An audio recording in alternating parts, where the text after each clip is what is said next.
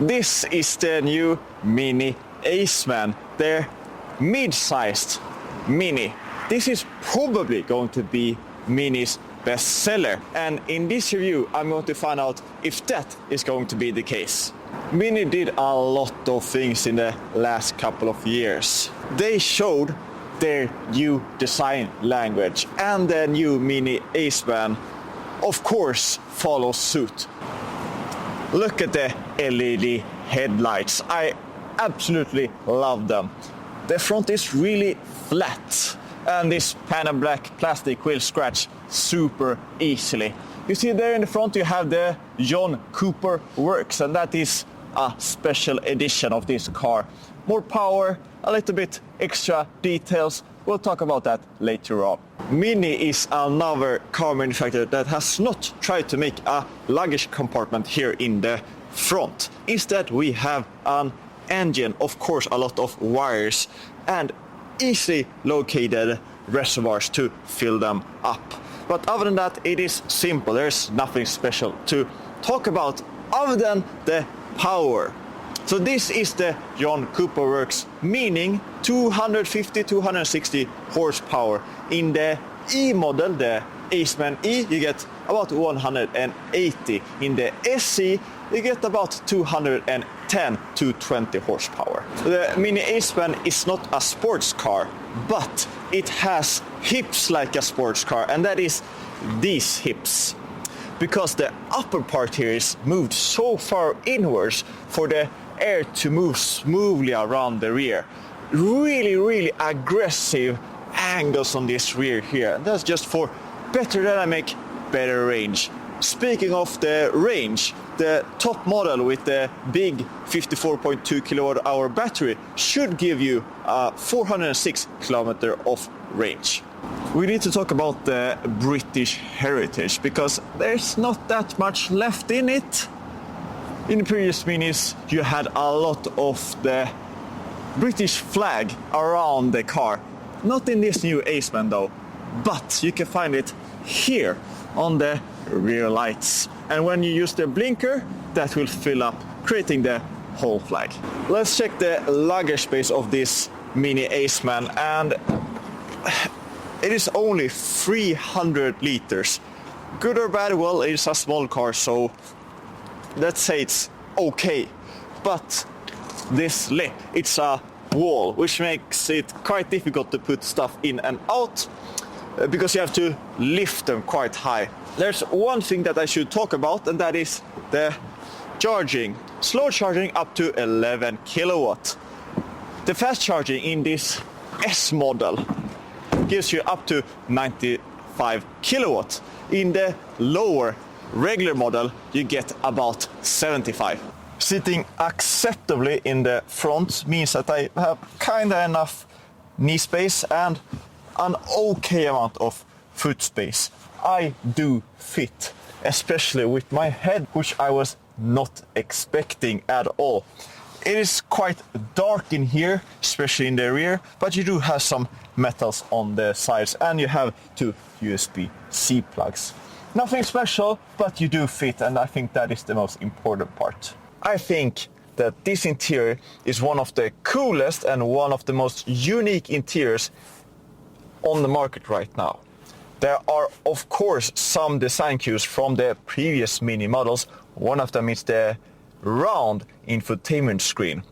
But we'll get into the nitty-gritty detail of the new generation infotainment system from Mini. Mini is taking a big step with this new infotainment system. It's quick, it's responsive, and it looks good. There are different experiences that you have that you can switch from. In this case we have the go-kart, but there are a lot of different moods and experiences. The navigation is quick, responsive. I really like it. But if you want to change the temperature, of course you can do that quite easily when you're sitting still. But when you're driving and your finger is moving about a little bit, this little area I think is too small to make precise adjustments. However, the learning curve for this new infotainment system is quite steep. But that is the case with almost any new car on the market right now. let's talk ergonomics. All of the things that you need is available at your fingertips and with buttons, increasing the volume in the car, setting the speed for the cruise control, and controlling the rear drive select. All of these are buttons, but a lot of things are in the infotainment system. But everything is, designed in a very, very different way, in a mini way, I would say. It's a cool interior, very spacious, very open, but it has a lot of plastic. That is something that you need to think about when you buy this car. We're in the city now, which will probably be where this car will be. It's an electric car with a decent range, but it cannot compete with some of the other competitors on the market in the price category. This is more of a style choice more than a logical choice. Driving in the city, you will feel that this car is quite reactive over potholes, over all of the unevenness that are on the road. Cracked roads, whatever, you will feel them. But this car is a John Cooper works, meaning more horsepower, more focused.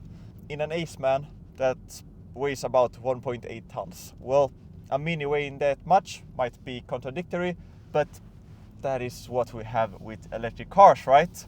The steering is light while giving enough feedback to feel safe when you're driving it. You have all the necessary driving aids, the active cruise control, which is really, really fine, the lane assist, the really good Harman Kardon surround system, the infotainment system, which I talked about before. All the things that you need to have is here in the Mini Aceman. There's nothing to really complain about.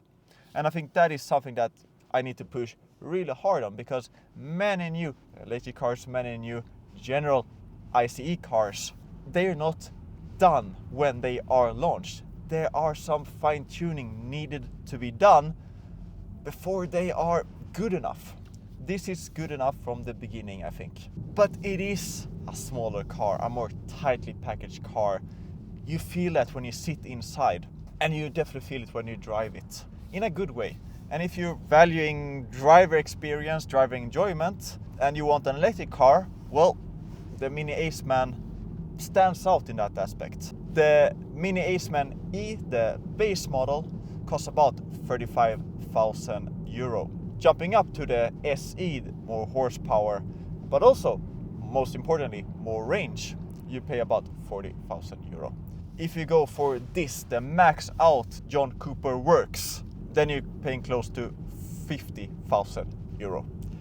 That's a big jump and a lot of money. Yeah, the suspension is stiff. You see how much I'm being thrown around, and especially over a speed bump, you can feel just how stiff this car is. But having a stiff car means that it's stiff, and being stiff is good for corners, for stability, right?